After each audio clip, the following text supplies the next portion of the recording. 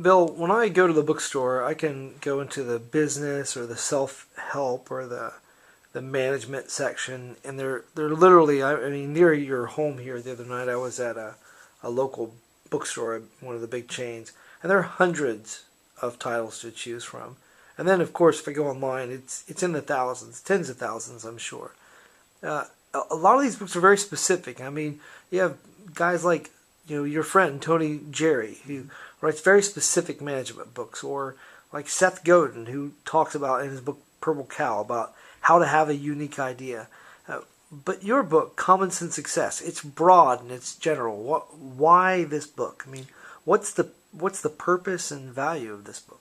Well, Philip, I read 35 to 50 books a year. I believe in reading books. However, most of the books I read, I might get one or 2 points out of them, like, if it's marketing or if it's management, but I find very few books that's going to tell me how to be successful. And I find even less books yet that will tell me something that I feel like I can do.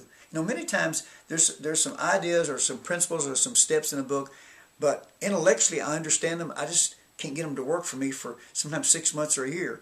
And I wanted to write a book that would in a capsule form, give you the steps to be successful. And what I mean I'm talking about the 15-year-old student that's going to school, or the CEO that's has a PhD. I wanted to make it where it would be that specific but that general. And I wanted to be something when you read the book that you can immediately apply what you've learned. So if you read just the first section on dedication, that means to bind yourself to a course of action. That you'd come away thinking, you know what? If I'm going to achieve something and I'm going to be successful, I need to bind myself to a course of action. And that's what I did. I bound myself to a course of action.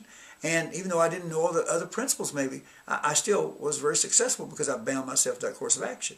Now, let's say you make it to the second section, and that's on belief. And that's your unshakable confidence in your ability to achieve your goal.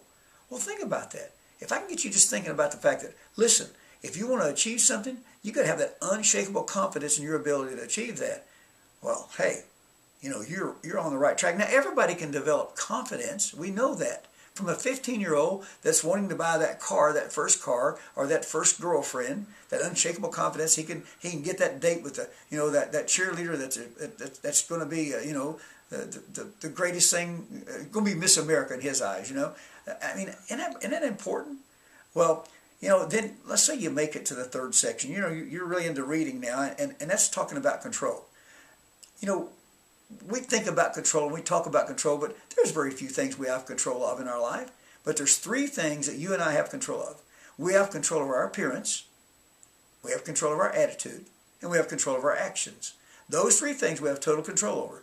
Now, so if I can convince someone that at 15 years of age, you control your attitude, actions, and appearance, you control those three things, you know what? That person has a lot greater chance of being successful than someone who thinks that they only have control over a few things, or they have control over way more things than they might think. Like, I have no control over you, Philip. I found that unfulfilled expectation of others lead to frustration. So I need to understand that.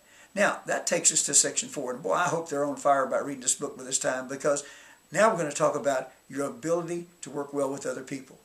I've told you several times, I have never accomplished anything worthwhile on my own. See, I believe in working with other people, having a team of people that work together for a common goal. And I know that even in school, in high school or junior high or college, if you're working, they have these study groups. And the people who attend these study groups, they make better grades. The companies that have teams of people working with them, rather than one or two people trying to achieve everything, they're more successful. Churches that have their congregation, as a united effort of the congregation, they are more successful than churches who have one minister or one pastor that's trying to do everything. Now, that takes us to this last section. And this last section is on courage, and that's this unshakable confidence and your ability, to achieve a goal in the face of uncertainty. Let's face it, we're not always certain about what's going to happen. We have got to have this confidence that regardless of what happens, we're going to be successful. And that takes courage.